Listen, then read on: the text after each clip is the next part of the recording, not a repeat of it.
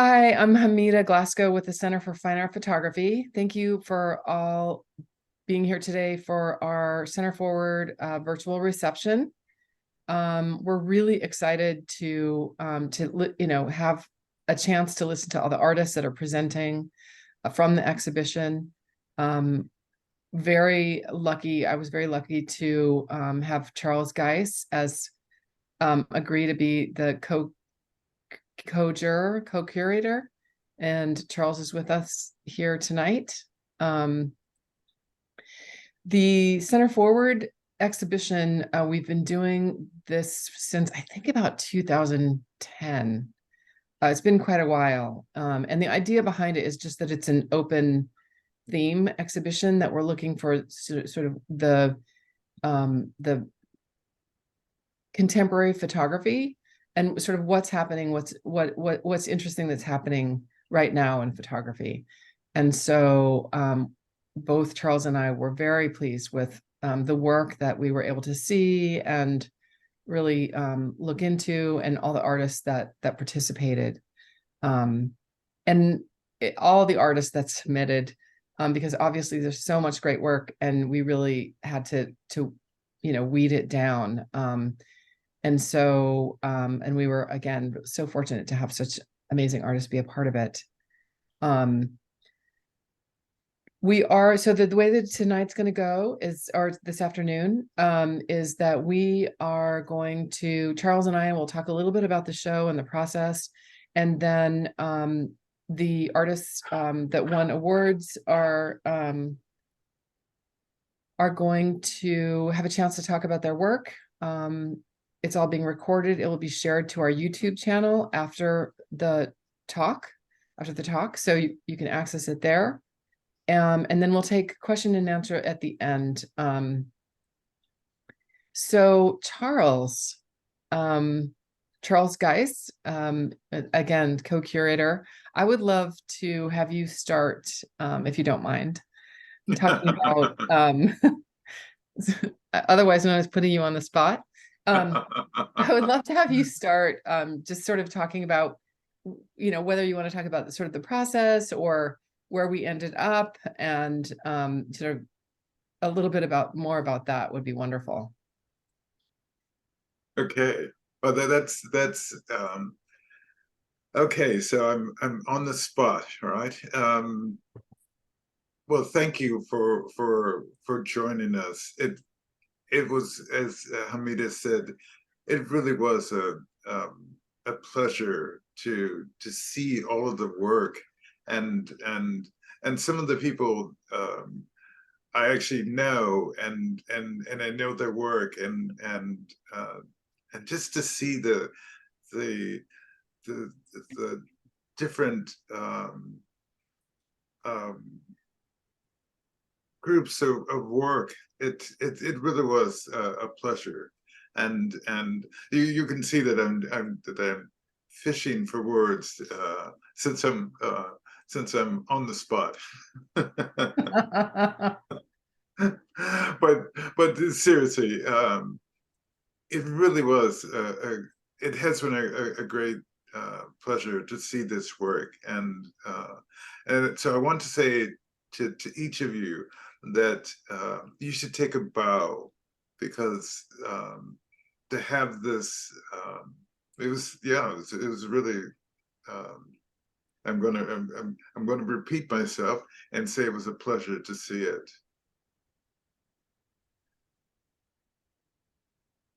So, yeah, I think what was interesting, and I think this happens in a lot of when you're doing an exhibition, themes begin sort of, you make selections based on the work that's resonating with you at the time, which can be different on different days or different years, right?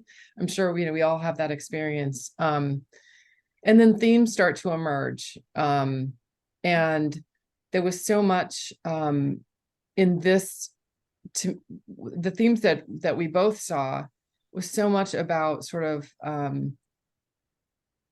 it's sort of really about, like, just I mean, this is corny, but about humanity and also sort of what the struggles that are happening right now. I know it's always the world is always complicated, but there are times when it seems so much more complicated.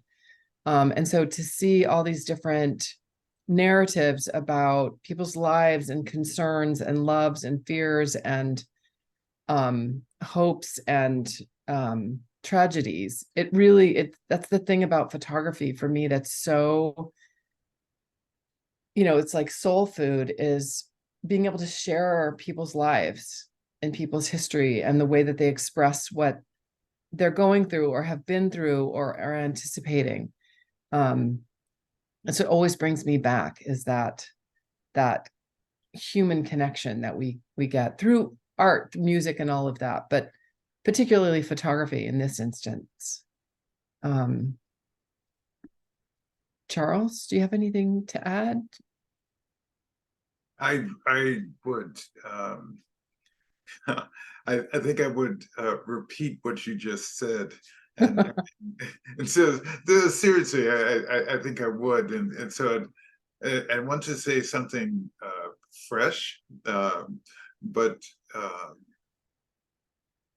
I have to say that I agree completely, and the fact that you said. So yes, I'm going to repeat myself, and I'm going to repeat what you said, and say that the themes were very similar, and but that was okay. It wasn't there wasn't a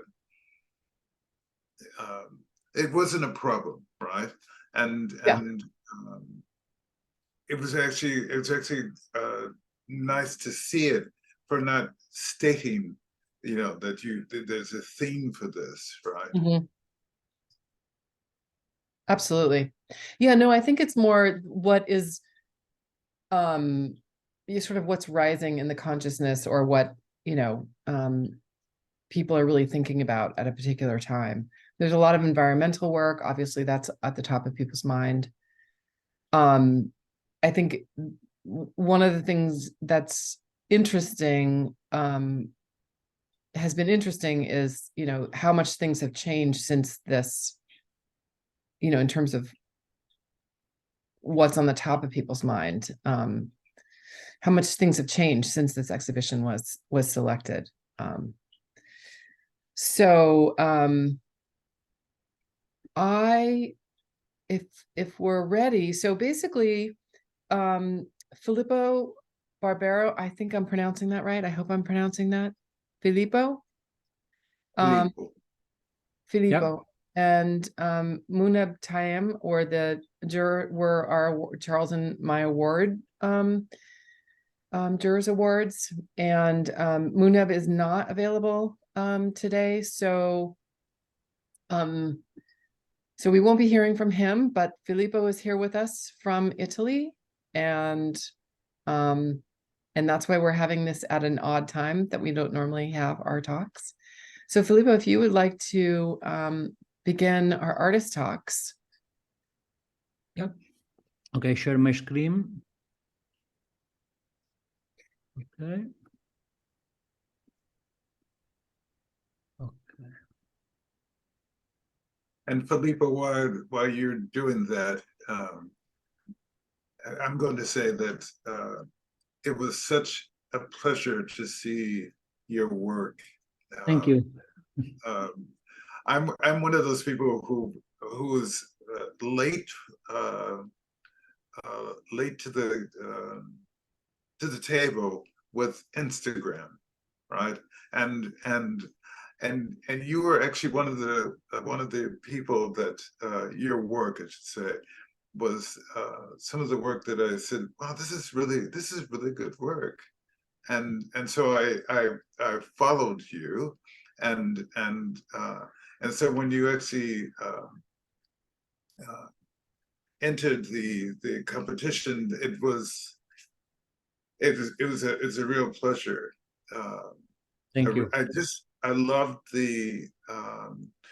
I'm a fan of black and white. It doesn't mean I don't like color, right? But I should say that I'm probably one of the older participants, and so I grew up with black and white, and to see that in your work and to follow you and see the different images and your videos and etc. It was yeah, it's a true pleasure. Thank you. I really appreciate it. Thank you. Okay, hello everyone. It's a pleasure for me to be here with you today. I thank Hamidah and Charles again for this opportunity and congratulate you all. I would like to point out that I'm not a good public speaker and I don't speak English well.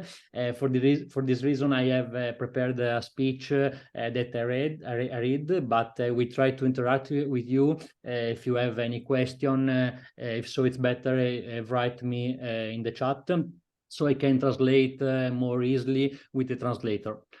Okay. Yes. Okay, my name is Filippo Barbero. I'm 31 years old and I'm a photographer and visual artist based in Florence, Italy. After undertaking and completing my legal education, I have been studying photography as self-taught since 2017 to pursue a career as a photographer. For me, photography is both a means to convey energy, ideas, thoughts, and sometimes emotions, but it's also a triggering and sometimes unexpected factor for their emergency. I feel inspired by suspended, a spatial and timeless situation that cause tension, as if something has not finished yet or has just begun. I consider my work as slow, a deliberate process, guided by my will, but at the same time I like to abandon myself in situation without studying them too much, and let myself be guided also by instinct, thus leaving aside that impulse that pushes me to necessarily have to tell something. My personal works focus especially on long-term projects driven by a personal visual research referring to something intimate, creating a connection with themes that concern memory, the sense of belonging, and investigation, the concept of place. Lately, during a magazine interview, I was told that regardless of time and place, the subject, landscape, and objects in my photographs exude a profound sense of peaceful solitude. I believe that he made a correct and acute observation, because certainly at the center of my photography, there is also a sense of loneliness. I'm often aware of it. I believe that when you face with the great events of life, great suffering, you are alone. This is why I'm attracted to solitude in its form, intimate, private, and also public. Yeah. Okay, I want now to share with you the one of my most important project called Borderland. Okay. Yes, I'm doing the final editing now to make a book, maybe next year, wish. I start the presentation. Okay. This project is one of my most important long-term projects that I have carried out in a small village in Tuscan-Emilian Apennines called Traserra. The town has just over 100 inhabitants, and it is a place dear to me because I grew up there during the summers and not only, since my grandparents had built a house there in the middle of nature. This project, in fact, is dedicated to them. I've always felt this place was home where I could to be free, to express myself and dialogue with nature, with animals.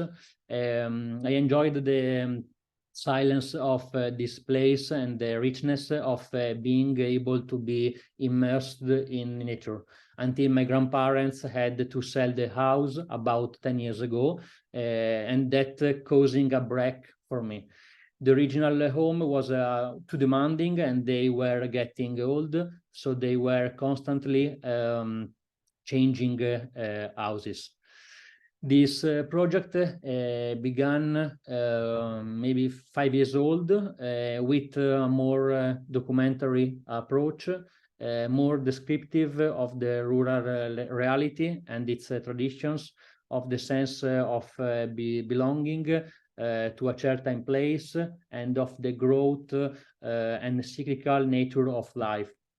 After this, the approach changed in a completely and physiological way, and I decided to let myself go into the situations, because I was too immersed and tied to this world, and my gaze could not be that of a mere observer.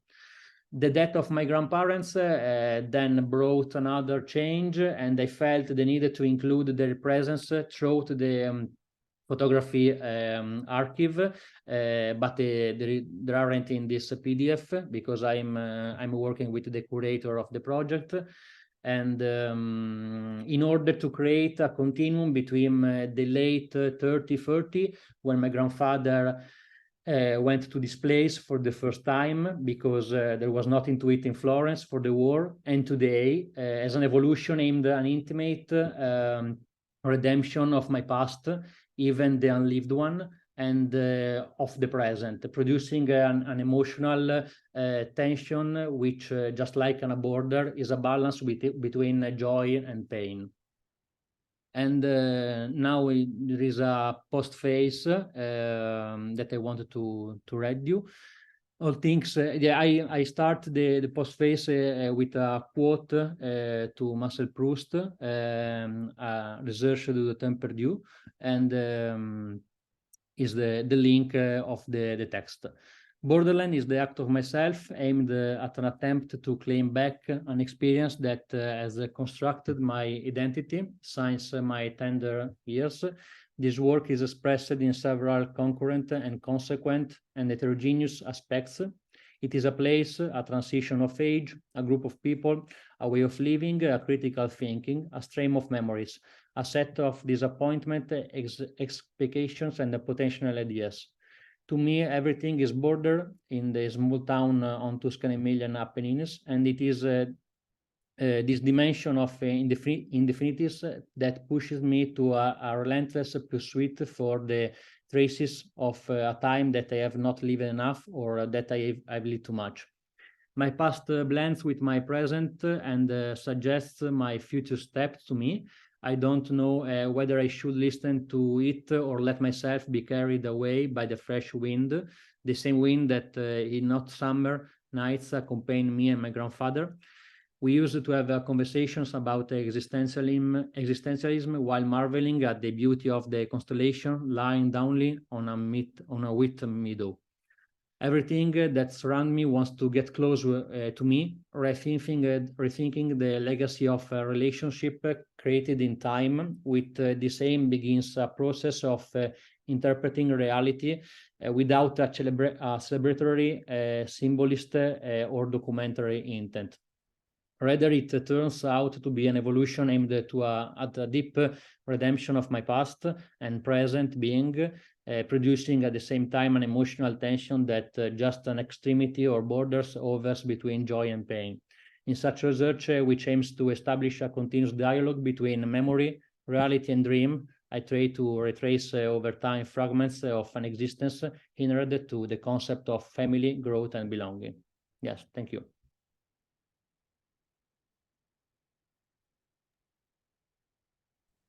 That was incredible. Really beautiful. Thank you. Thank you. I have some questions, but we'll get to that closer to the end. Okay. Debra Achen, right? Am I pronouncing it right? Achen. Achen. Thank you for correcting me. Debra, if you'd like to share your work. Okay, so this is the piece that was selected in the show. I'd like to thank Hamidah and Charles for honoring me with not just participating in the show, but also as an honorable mention. Very flattered and grateful for that. So I'm in Monterey, California, and as a photographer, I've always been most passionate about landscape and nature photography.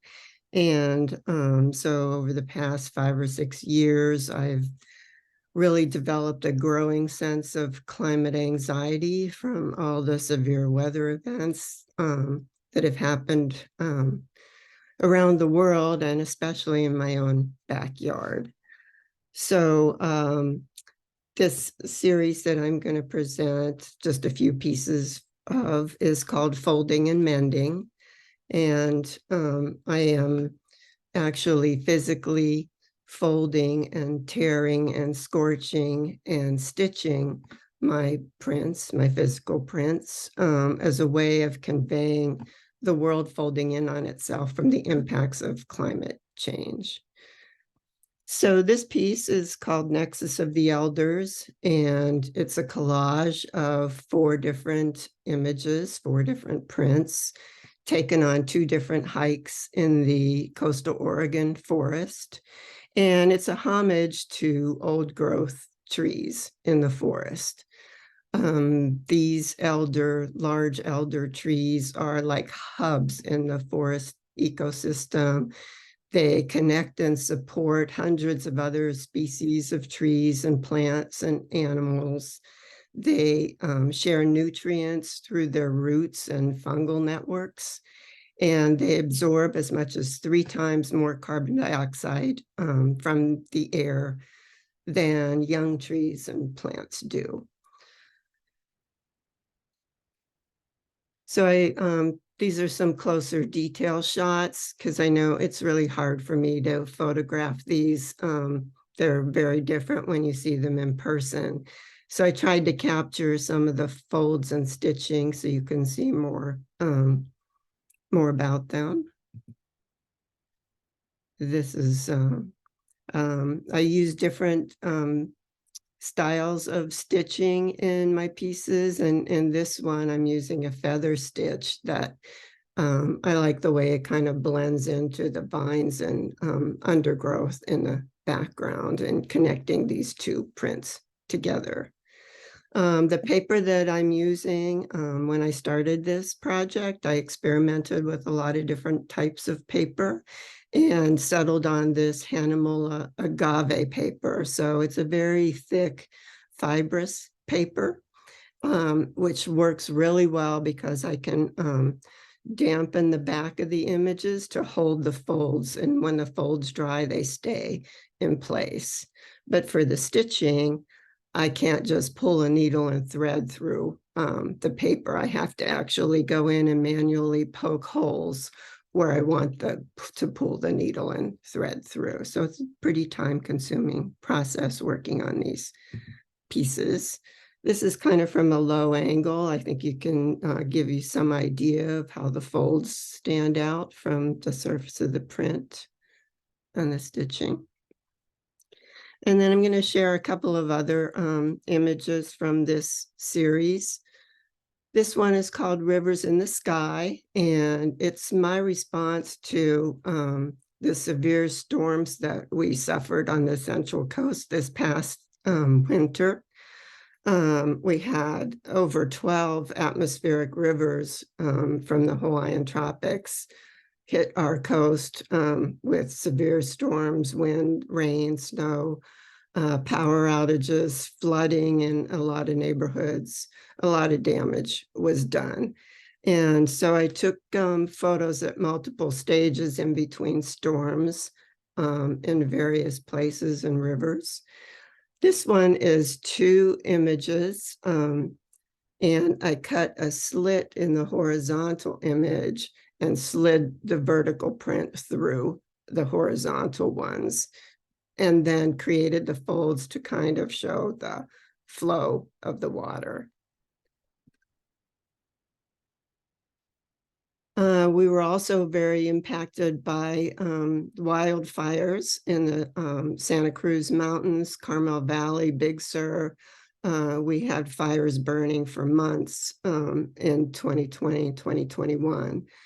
And I went out and shot burn scar images. And then I have a series of these where I'm collaging a print of a healthy living tree or forest on top of a burn scar image, and then tearing away the healthy image so you can to reveal the burn scar image from underneath.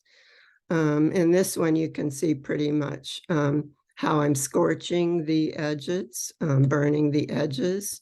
And this one also has a piece that was completely torn off and then sewn back on the bottom. And this piece is about sea level rise and kind of the futility of that rock wall that's temporarily holding up the cliffs there. And this one is about the, I created this one when we were in the middle of our severe drought here. The glaciers in these Sierra hills actually flow through lakes and rivers into the California aqueduct, which carries water all down through our feeds our agricultural areas and actually flows all the way down and provides water to Los Angeles. Those glaciers are disappearing, these lakes are drying and streams are drying up.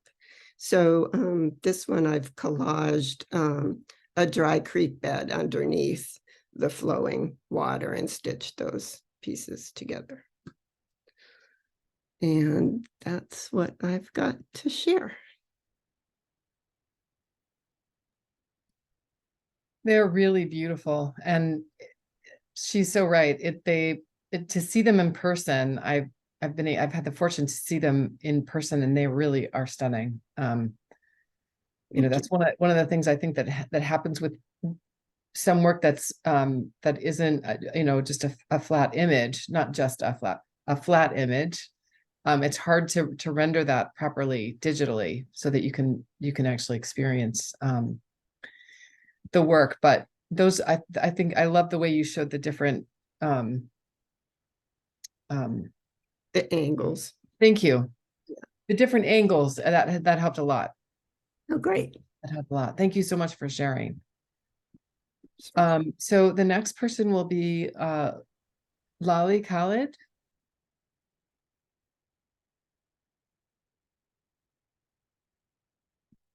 Are you ready, Lali?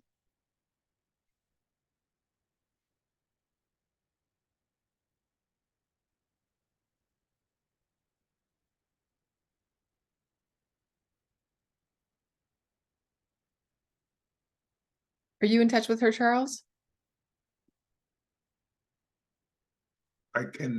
Yes, I can. Hi, are you talking to me? Because yes. My connection just. Okay, awesome. Yes. Are you ready to go now? Yeah, I can go. Okay, Hi, perfect. everyone. Wonderful. Thank you for the opportunity. I'm sorry that it's so chaotic right now. I'm sitting at a campus because it was my son's performance. So I'm gonna quickly share a little bit of my artistic practice and particularly the projects that are ongoing. Let me know when you see this. That might yes. help. Is it showing the image only? Because I don't want the presentation to be here. Right now, yes. Now, yes. Now it is. Okay. So let me go back to when I started. So one of my earliest memories are the images that my father took of us as family, as a family. He used to have this beautiful, super sleek Canon A1 camera that came in a great briefcase. I'd always see him make these images.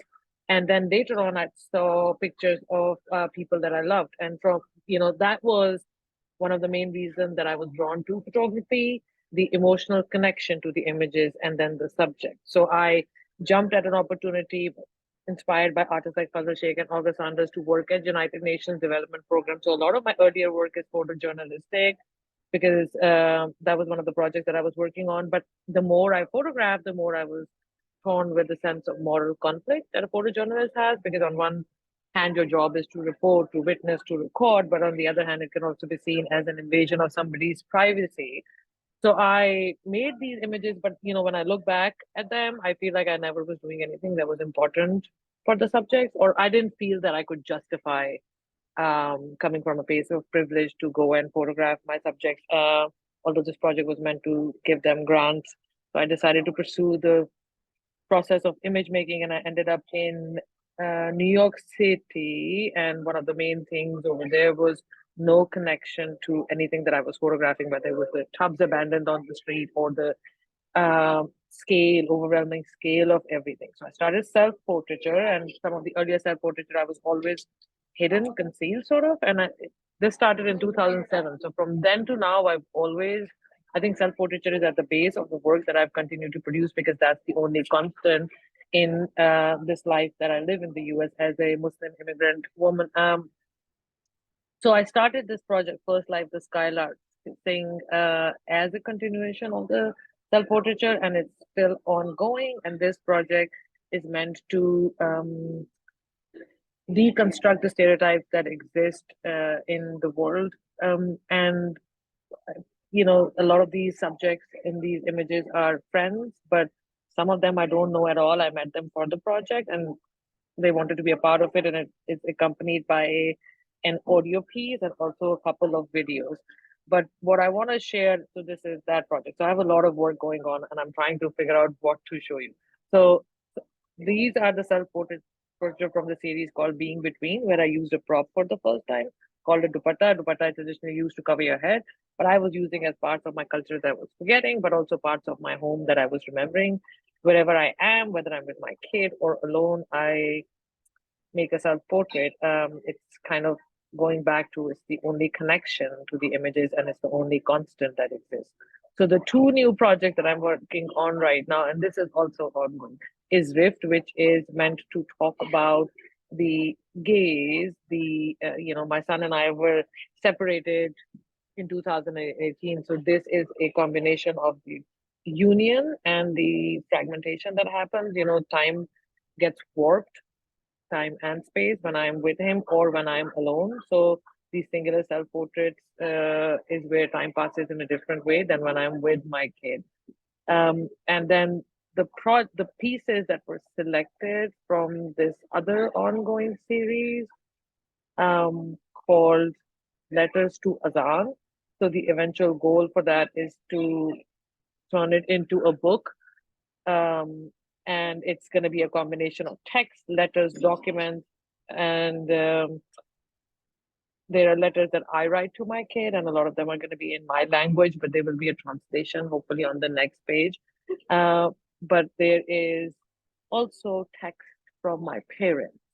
So I will just read this in Punjabi, which is the dialect that I speak. Urdu. I'm from Pakistan originally. So this says, "Kuch unjvi rawa okhiyan san, kuch gal vich gham da talk vi si, kuch shehar de log hi zalim san, kuch sanu maran da shauq vi si." So what it means is, some of it was the obstacles in the way, some of it was the burden of the grief, some of it was the cruelty of those around me, some of it was my desire to die. So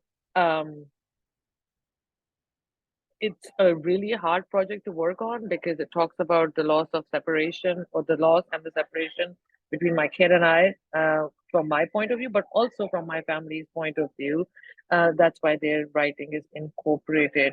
And a lot of it is, when I became a mother, I lost that sense of identity completely, or who I was completely, because my son was such a huge part of who I am. So I've been making photographs with him since he was in my belly, but the ones that I make today are very different because now he's an active participant, he's a collaborator.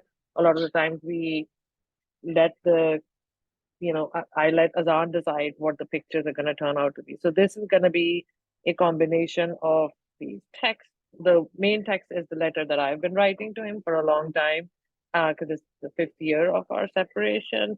And I've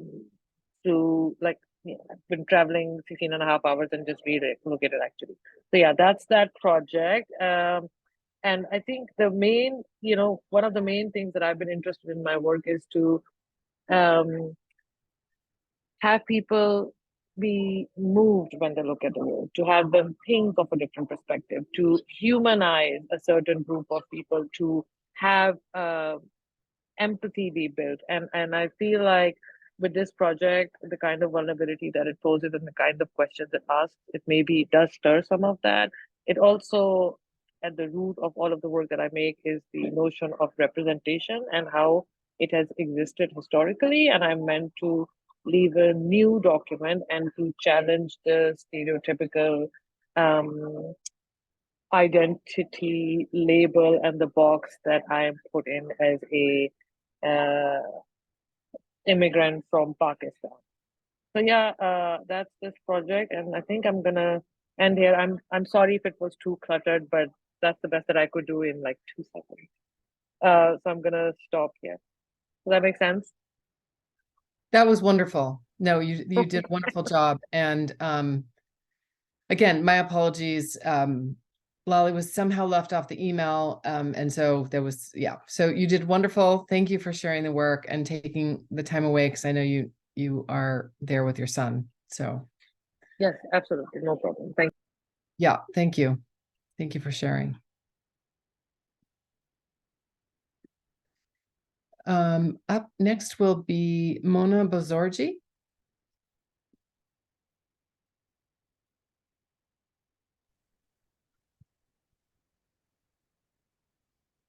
Okay, can you see my screen? Yes. Okay, wonderful. So good afternoon, everyone, and thank you for joining our talks today.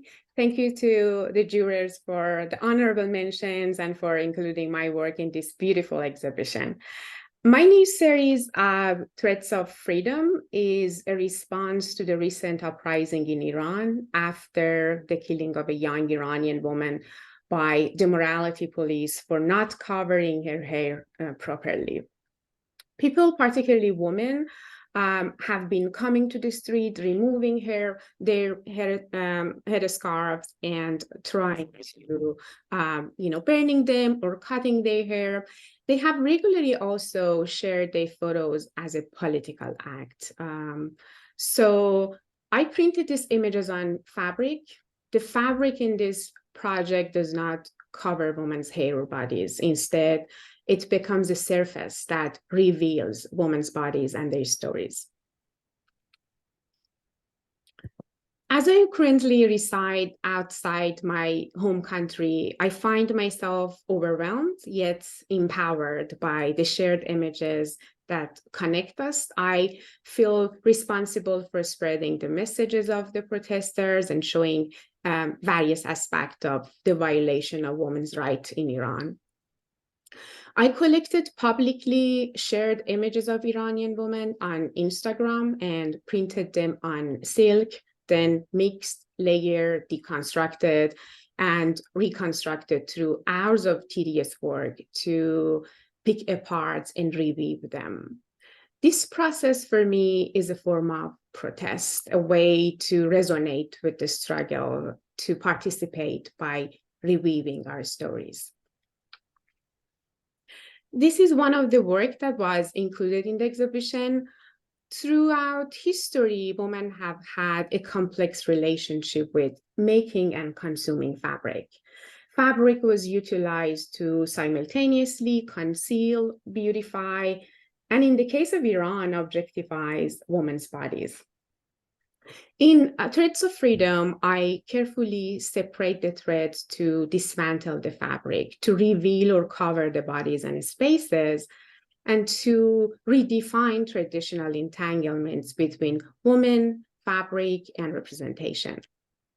In this particular piece on reclining, I unweave and recombine 4 photographs Iranian women took of themselves in the street of Iran.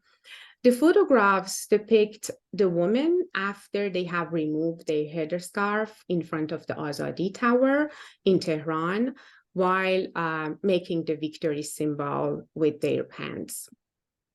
For Iranian women, removing their hijab and revealing their hair in public is a crime. In all of these 4 photographs, the woman turns their faces away from the camera to protect their identity. The Azadi Towers, the location that those photographs were taken, is a monument that has significant implication in Iranian culture. It has been the site of many events and protests throughout history. These photographs not only challenge representation of women as docile, domesticated, and typically horizontal or reclining, but they also reclaim the physical spaces, streets, and public spaces that belong to them and that they have been historically excluded from for almost a half century. Another work that was part of this exhibition is Amarantine. This particular image includes photograph of graves. The main picture in the center depicts the mother of one of the protesters who was killed by Iranian police. The mother is lying beside her son's grave, surrounded by flowers. In recent months, many of the protesters participate in funeral, brought flowers, or gather in cemeteries to continue their protest and support the families who lost their loved one. In response to protesters' action, the Islamic regime has burned many of the graves along with their memorials to threaten the protester and their families. The triangle image in the center top of this work also is a headstone of one of the protesters' graves with writing in Farsi, which says, "The name that lives forever." In juxtaposing these images, I'm questioning the state's desire to erase the memory of the names that oppose them. This piece reflects how a cemetery can become a place of resistance and a grave becomes a site of protest against a brutal regime. My work acknowledges that the people's history will remain despite the state's attempts to erase it. Thank you so much for listening. Thank you so much for sharing such powerful work. It's so wonderful to hear more about it from you. And I have questions for you as well at the end. Thank you. Next will be David Ellingsen. Hello there. Good morning from Canada. I'm up in Victoria, British Columbia. Just looking down at Washington State every day when I go down to the ocean here. So not too far away. Thanks to Hamidah and Charles again for putting the show together and including some of my work here. I'll get to sharing screen here. All right, hopefully you guys can see that okay. This is, I come from a very small community on the west coast of Canada, Cortes Island, and my family were the very first colonial settlers on the island in 1887. And a lot of my work finds its foundation in this history within my own family and the impacts of colonialism and the settler movement on the land. This project in particular speaks to the creatures that inhabit that land with us. This is a project that I've been working on for about the last 6 years, collecting archival photography from all around the world and from as many different sources as you can possibly imagine, right? From buying them straight off of eBay to the old vintage charity shops around the neighborhood, all the way through to the Smithsonian and the Tasmanian National Library and the Austrian National Library. And many, many others. And so now I have, I would guess, thousands of images in my archive here. I've creating these collages to speak to the decline of the wild species, the other than human, that inhabit the world with us here.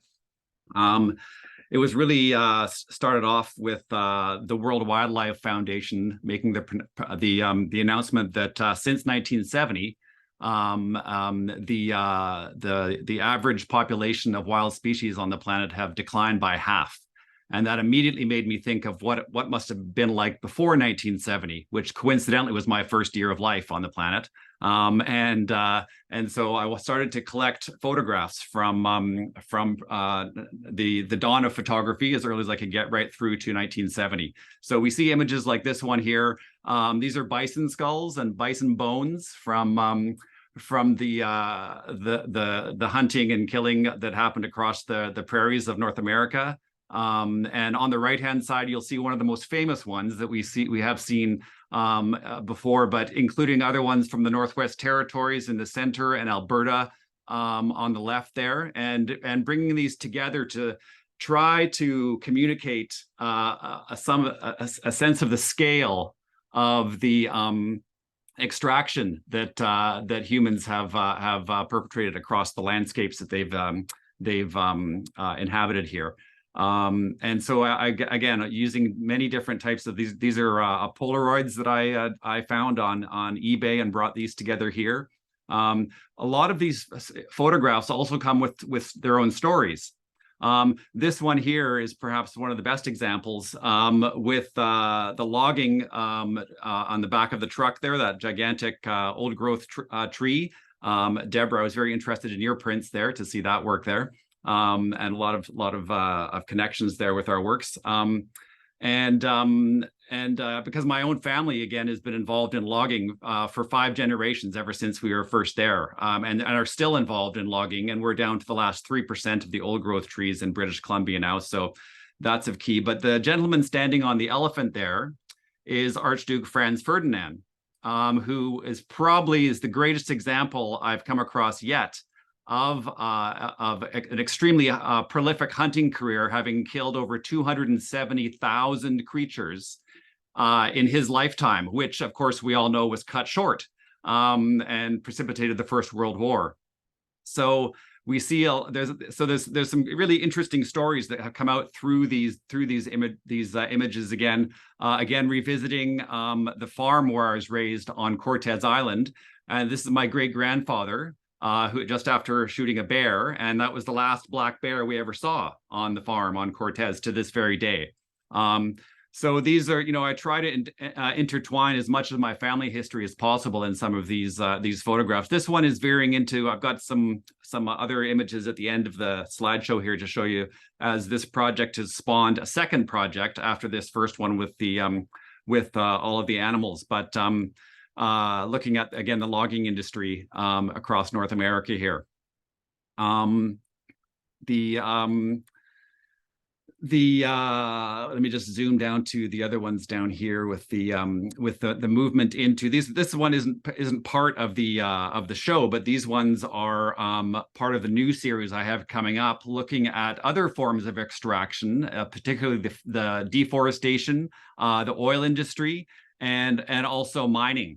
So I'm building these gigantic collages out of all of these archival photographs, again pulled from many different sources, to speak to these the scale of the events that went on. I think that's I'm going to go through these ones a little bit, just a few more here. This one was just in the auction there that we had for Hamidah in the center.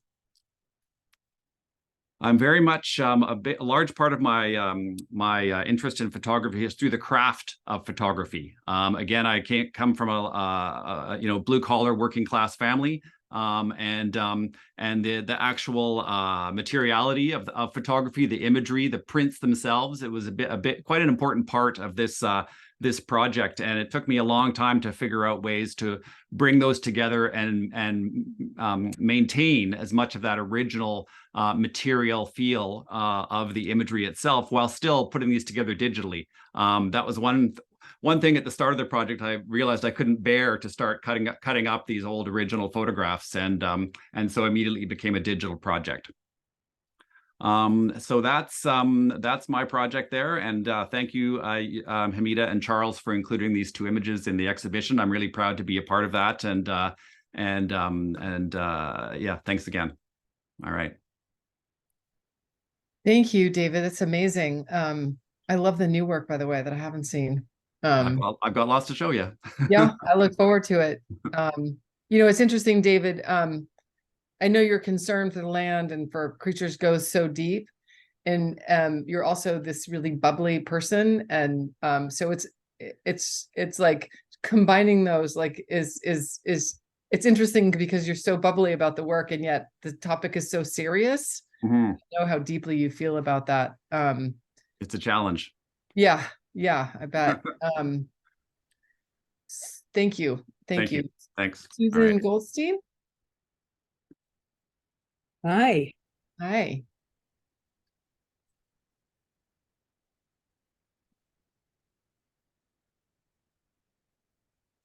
I see so much crossover in different artists that are in the show, and I'm sure you'll see that by the end too.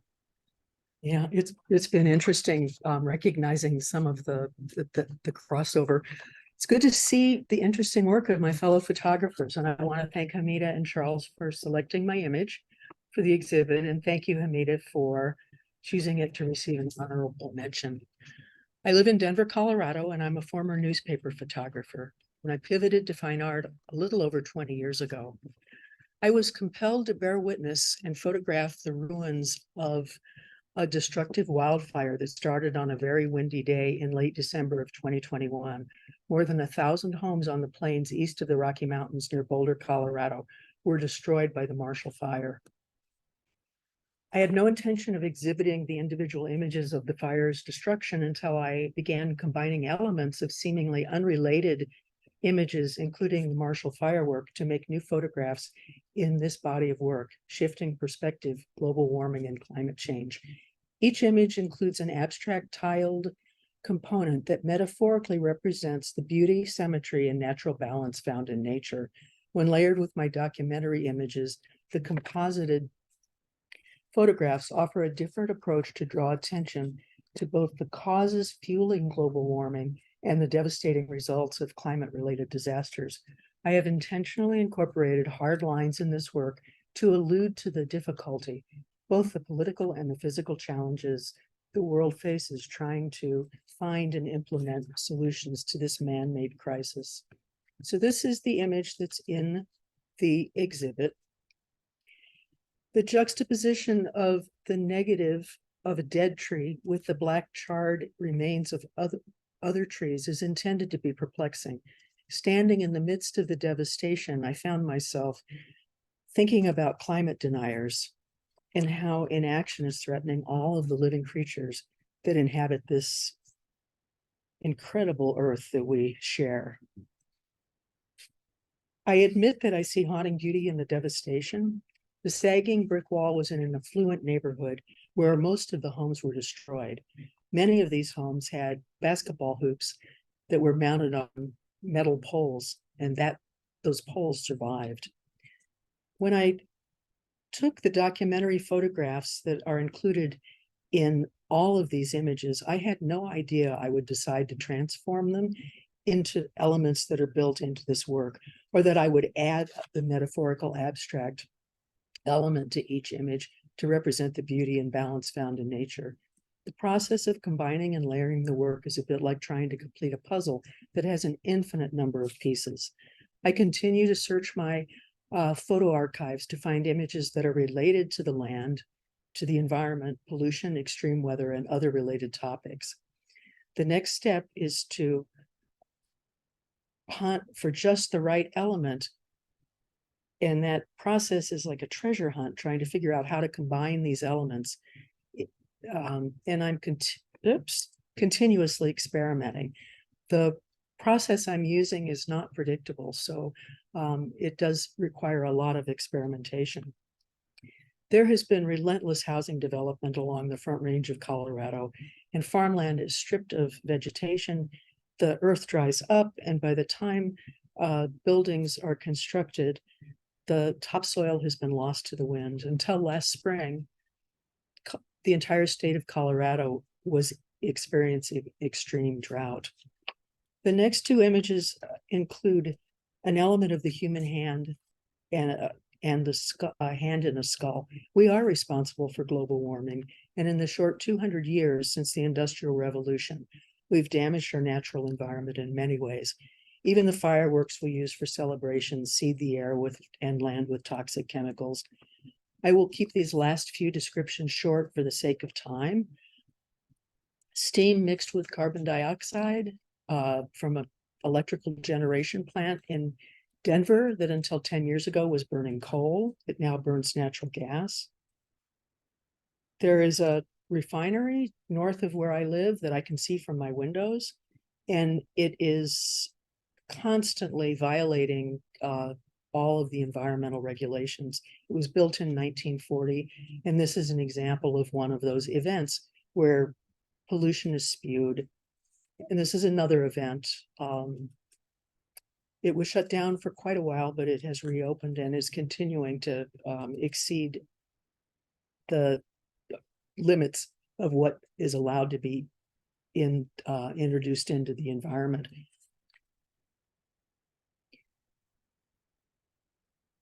These burned trees look like thorns. I was dumbfounded by what was left after the fires. Again, I see a haunting beauty in some of the horrific physical events that are taking place. This image incorporates smoke from burning railroad ties. It's interesting that one side of this one tree was burned away and the other side remained. This is a metaphorical piece that I titled In the Jaws of Global Warming. And at the end, what I've seen is that the nature is resilient. The bulbs that had been planted in the area where the fire destroyed all the homes, by springtime, they had managed to emerge from the earth and gave us flowers. So there is hope, but my sense is that we are fighting an uphill battle, trying to unify the entities that need to take action to reverse this downhill spiral that we're on. I'm still trying to figure out how to make the individual images a bit easier to interpret or to enter, and I use enter with quotes. And so I'm considering pairing them with easily recognizable elements like these two examples. I've shown you and all of the work that I've shown you is work in progress. So I normally show completed bodies of work, but this one is not close to that yet. Thank you for the time, and I will stop sharing my screen. Thank you, Susan. And thank you for sharing work in progress. I think that's really important. And, you know, it's hard to do when you're not ready, but, you know, I think it can be really important. And I do like those pairings, or that pairing, I should say. So thank you for sharing that. Let's see. Denise, I don't know if you're ready or if you'd like to go at the end. Whichever, and I don't mind, I can share my screen. Okay, wonderful. Okay. Yeah. Let me just. You know what?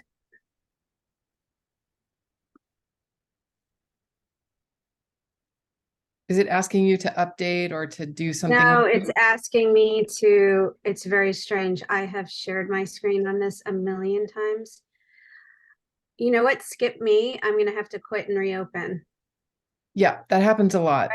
Yeah, Okay. it's not uncommon. Sorry So about that. that's fine. No. It's Okay. that's I'll be totally back fine. then. We'll come back to you. Okay. Okay, thank you. So Michele Lynn. Hello. Now let's hope that everything works this go around.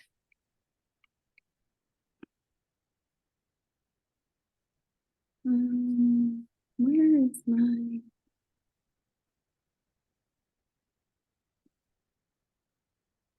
Oh, just a second here.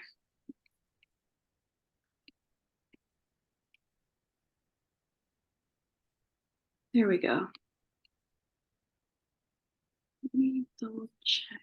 I think that's full screen. The Zoom buttons are covering up what I need to see. Just a sec. Sorry about that. Take your time. Yeah. Oh, we are in full screen. Is it possible to minimize some of these? There's so much going on here on the Zoom situation. You're sharing from your website, is that right? Yes. Okay. I'm just distracted by where the placement of some of the Zoom commands are not ideal. I can't see everything and I don't know if I can X out of it. Okay, well, we'll just go for it. Oh, there we go. Okay, thank you for your patience while I get this situated. Stop it. You know what? You're just gonna see my mouse. Okay, hello. I am Michele Lynn and I live in Denver also. I am an artist and a mother. And before I begin my artist talk, I really want to thank Hamidah and Charles for this opportunity. And as we get into the work, you'll see that this project has been very private. And then this is the beginning of it crossing the threshold into the public space. So it's a important moment and I'm just thankful. So I've prepared a script of sorts and yes, it's on paper because that's how I do. And I just want to do it this way so that I can manage my time properly. Okay. There we go. The sky is blue. The sky is blue. The sky is blue. My thoughts staring upwards as my husband told me he cheated on me. The sky is blue. Oddly, I knew the title of this body of work before I knew how I would approach making it or what would be included in it. The Sky is Blue is a photographic memoir documenting my accidental archive of beginnings, endings, and becoming.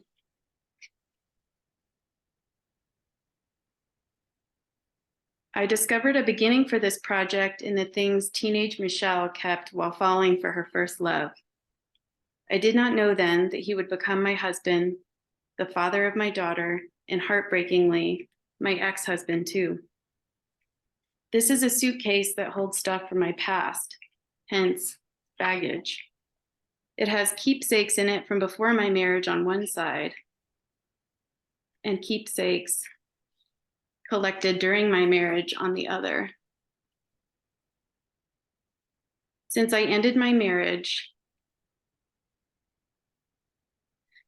I have explored the glories and agonies of single motherhood, chopped the tip of my finger off with an axe, and endured traumas working in healthcare during the pandemic. What I initially thought was a story about us was actually a more fascinating story about me.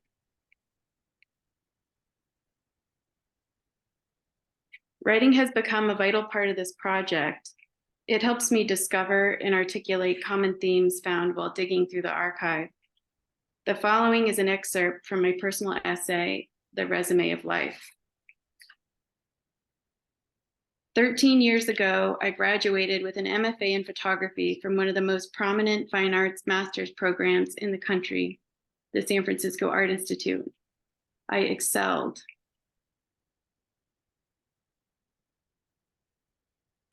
Then domesticity, motherhood, and an ever-present sense of failure filled my days and filled my mind.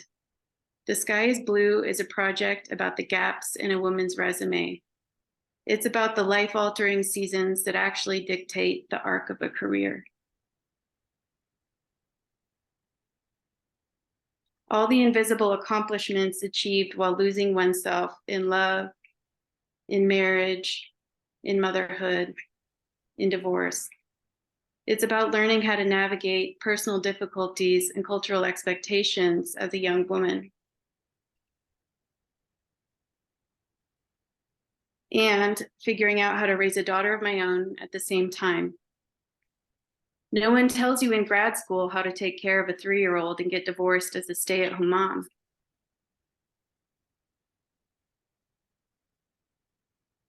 You just have to figure it out. And what have I figured out? Well, self-trust is a must, as is radical honesty and self-compassion. The text written here is my account of keeping my composure when I was really scared on a solo winter hike. Some days on trail require complete self-reliance. Being prepared with the ideal gear for the weather was the easy part. Today, I had to be certain I could mentally hang with the conditions unfolding before me, so no errors were made. The freezing winds, ripping and swirling. Boy, I had some rather pointed chats with myself, and yes, they were out loud. I am in awe of how vital it is to regulate one's psychological assets under such circumstances. My dad told me I just experienced the difference between hiking and mountaineering. Damn, very, very nice to meet you, mountaineering.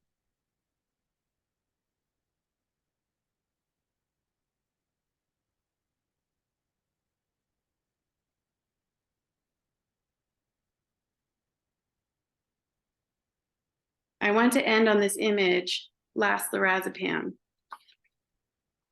I used this sweet metal tin as a pillbox while weaning off of my medication. It would not be the last time I took that medication, nor the last time I lovingly reminded myself it was okay to struggle. Thank you for being here. I wish you all well and hope you give yourselves grace in the trenches. You are doing your best with what you have. And in case you were wondering, The Sky is Blue, beginnings, endings, becoming, is in fact an ongoing project. This is just the beginning.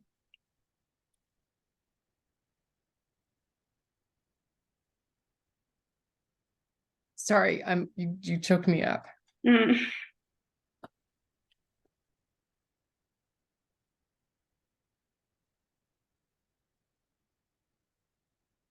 That was really beautiful and brave. Thank you. Thank you. Oh, I have to turn it off now. Huh? How do you do that? Oof. It should be, there you go.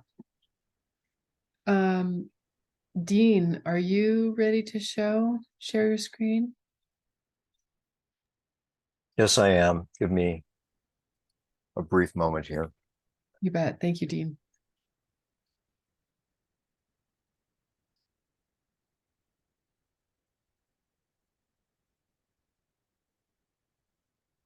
Hi.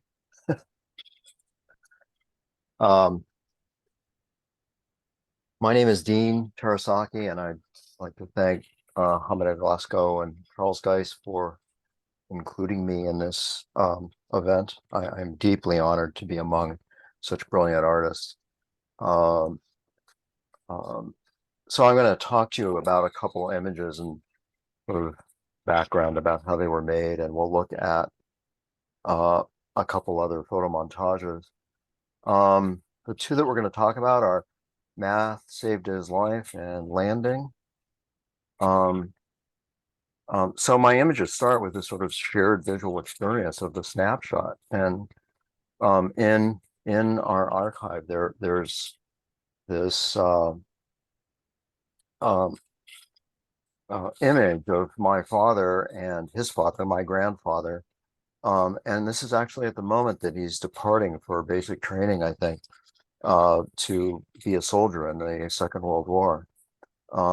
When he was first draft eligible, he was considered an enemy alien, even though he was born in America. He didn't speak Japanese. He'd never set foot in Japan, and because of the racism that was sort of surrounding that. So this picture landing is partially about that, but it's also about our sort of connection to the American dream. My grandfather came to this country and ended up managing this import business, the S-Bond company. The financing for it became very tenuous because of the great Kanto earthquake in the middle of the 1920s. And then later during the Great Depression, he lost the business. So I found this material in his apartment when my father passed away. Most of it is in better shape than this, but I was really fascinated by the sort of fractured quality of this water-stained document. Some of the letters have a kind of emotional intensity to it because of the struggles that the business were going through. You could tell that there was anger coming from Japan. My grandfather had this task of reporting that. So my father eventually was drafted. The war was not going well. They needed more soldiers. He served with a lot of young men whose parents were in the Japanese American relocation centers. In my community, we call those concentration camps because that's what they were. So I came across this picture in my father's archive. I can't sort of believe that this is an accident, that there's a guard tower. This is actually after the war. It's an American POW camp. There are German POWs who are being processed to make sure that the SS officers are not hiding among the enlisted men. But I believe that my father probably took this young man there because his parents were behind barbed wire. That's my father in dark glasses there in Italy after the war. I juxtapose it with these two sort of spreadsheet looking documents, this one and this one. They're chemical assay tests to determine the purity of chemicals, but I use these because there were lots of numbers, and my grandfather did all the accounting with an abacus, and he somehow my father got math skills, and he was the leader of a weapons platoon. He manned a mortar, which put him a couple hundred yards behind the front line, and math probably saved his life because he wasn't right there. So this is a couple different ways that I've been thinking of presenting math saved his life. We'll come back to this scroll here in a minute, but this sort of unusual shape is something that I'm sort of looking at. I have a connection to Denver. I grew up there. My father and I were both graduates of the University of Colorado. And in 2012, these letters were found in a wall of TK Pharmacy on Larimer Street in Denver. They had been written from largely the letters were written from a camp. So the letter I'm using here was written from the University of Colorado College of Pharmacy, where my father actually went to school eventually. This piece on the left is called On Father's Accounts. These are scrolls that are hanging in the post office in downtown Tempe, Arizona. There is a protected space that's visible from outside. So these are shots made at night, where I have an installation there currently that have a couple of these scrolls. They're two-sided scrolls. On Father's Accounts is based on this image, and you can see it kind of embedded inside of more S-Bond company paperwork, and this super enlarged gutted fish that comes from a Japanese postage stamp. This piece was printed on white printed on white. It's about 37 by 34 inches, I think. This is my mother's family. My family, because they were east of the Western military region. My family, both mother's and father's family, were not incarcerated, but that is a fish pond that was at the Gila River concentration camp south and east of Phoenix. And the water comes from an irrigation canal, but actually bordered on my grandfather's last farm in Nebraska. And he's on one knee there in the front center of that family portrait. My grandmother's in the top right. So that's my contact information. This is one of the pieces with the letters that were found at the TK Pharmacy in Denver. And I have a large body of work that is under development, working with that material. That's it. So thank you again for including me. Dean, thank you. Thank you so Yes. much for the work you're doing. It's really heart-wrenching, and it's also so beautiful to hear the individual stories of families and what they went through, and that you know, we keep saying never again. So I hit the wrong, oh, there it is. Stop share. That's what I'm trying to do. Thank you. Thank you very much. Thank you. Denise, are you ready? Yes, I am. Let's see if it works this time. Great. Sure hope. Yay. Okay, hi, I'm Denise Laurinaitis. I'm from New York.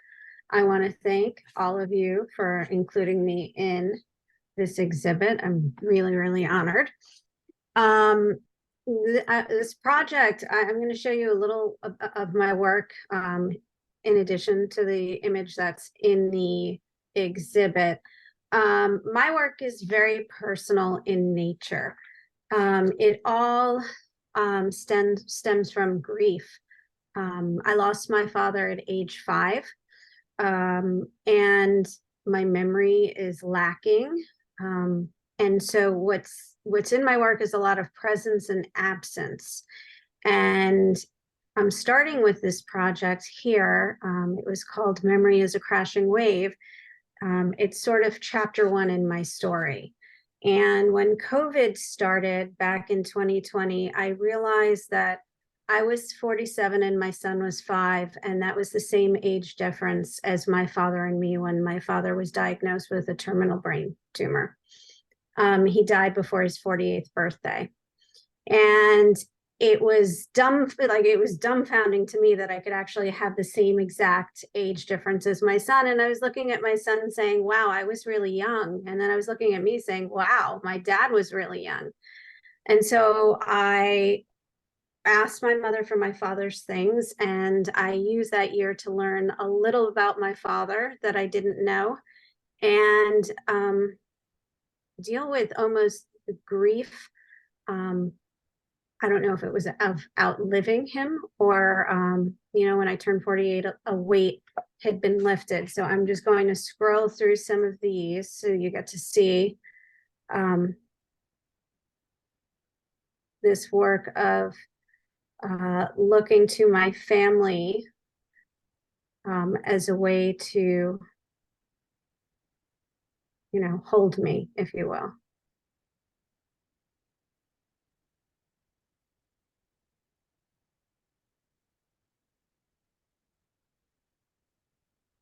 My children were there in both capacities as being representative of me at the time of his death, and then also as being who I have now. So that was that work. And that led to what is in the exhibit. This is the image. And so it led to me thinking about chapter 2 and the time period after my father died. There's this blank in our family pictures. He was the family photographer. And there's a blank in my memory again. And I wanted to explore what childhood should be like, sort of gift myself the childhood I didn't have. And, you know, also looking back, a lot of people my age, from what I've been talking to them, they look at their childhood images and they're like, I have pictures until I'm about 5, and then I don't have it till I'm like a teen when I could take pictures myself. And that's sort of this age range as well. And it's a rediscovery, and also I'm sort of leaving my fingerprints, you know, out there. Since I have very few of my father's, I feel like I have this need in me to be present and to leave a mark so that I'm remembered. And so this project is called The Missing Photographs, and I'll read a little. It says, there was a big box of family photographs that my mother kept on a top shelf in her closet for years. It was rectangular, with a lid that popped off the top easily so that she could add to the pile inside it. She left it that way for years. Open, drop in, close, and done. Then came that Mother's Day when I organized the photographs for her. I bought a massive album and lots of photograph holder corners, old style, lick and stick. I arranged the photographs in chronological order as best I could across the floor. And that's when it dawned on me, there is a gap, a missing portion of my childhood. It just isn't there. The gap between early childhood and adolescence, as if it didn't happen. The gap between my father's death and when we kids were old enough to photograph with our pocket-sized 110 film cameras. Memories of my father have faded like the velvet sofa that sits too long in the window sunshine. I sit here in my home with my husband and children by my side. I am here today, present. I see my children for the little people they are. Devoted favorite colors that have not bunched once, organization and disarray. They are at the age of the missing photographs of my youth, representing the time right after my father's death. The days pass quickly and I take it all in. Childhood is fleeting and I get to experience it all over again. The wonderment, the skin knees, the giggles, and the in-between. I feel that excitement in holding a firefly. Its tickle so gentle as it walks across my hand. Did I actually live this before? And so chapter 3 is on its way. I'm not quite sure where it's going to go, but thank you so much for your time and again for this image. Thank you. That was lovely. That was lovely. Thank you. So that is the end of the artist talks. I would love to open it up to questions or observations, or you can unmute yourself and start talking, or you can put something in the chat. Or Charles can pipe in. You know, I love to put you on the spot, Charles. Oh, right. Okay. Let's see. I have so many questions, but we have, you know, sort of 4 minutes. So anyway, go ahead. Do you have something to say, or does someone have a question? I didn't mean that. You don't have to say anything, Charles, if you're a little bit dumbfounded like I am. It's just so powerful to hear and these stories, and to see the images, and to feel deeply the messages that are coming through.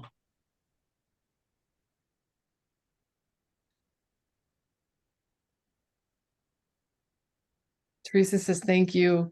Thrilling to enjoy the diversity of the photography today.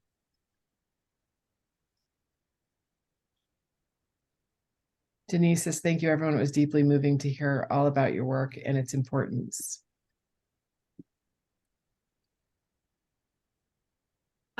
may I just add too to thank the artists who spoke for verbalizing what they make, and honoring the Center for Photography for including that part. It's so rare that we get to hear this type of conversation and honesty. I mean, really, it's really moving, unscripted, just real. I thank you all. Yeah, absolutely. It's why we do this, right? Everyone, it's why we do this.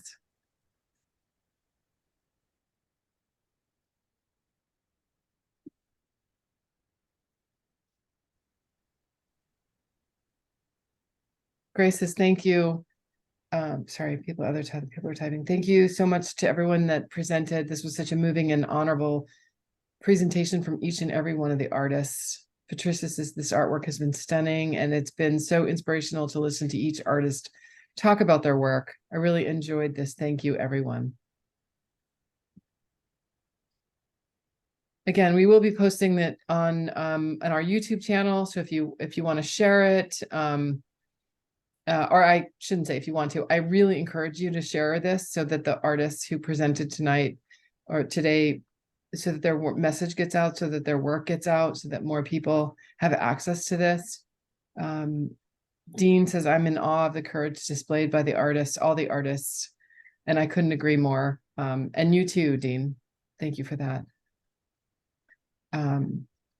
Susan Goldstein says, thank you to everyone and the center, fellow photographers in the audience. Charlotta says, thank you for everyone who presented. It was inspiring to hear all your stories. Well, I'm gonna direct my questions individually to the artists later. But again, thank you everyone for being here today. Thank you for all the artists for presenting. I mean, this is why we do what we do. And I'm really grateful to all of you for the work that you make and the courage that you have. It's important that you share all that with us. So thank you for being here today. We do have an artist talk on the 15th. Sama Al-Shahibi will be talking about her solo exhibition that is in the Hatton Gallery now. And so if you're anywhere near the area, we're also having, so that our Sama's talk is on the 15th. You can sign up for that through Eventbrite. If you're anywhere near Fort Collins, she's also, she won't be in town, but I'll be doing a curator walkthrough. I really encourage you to sign up for that if you can come up and make that. I hope to see you all soon at some of our other programming. Thank you again. Thank you. Thank you so much. Have a wonderful day. Thank you. Thank you. Thank you.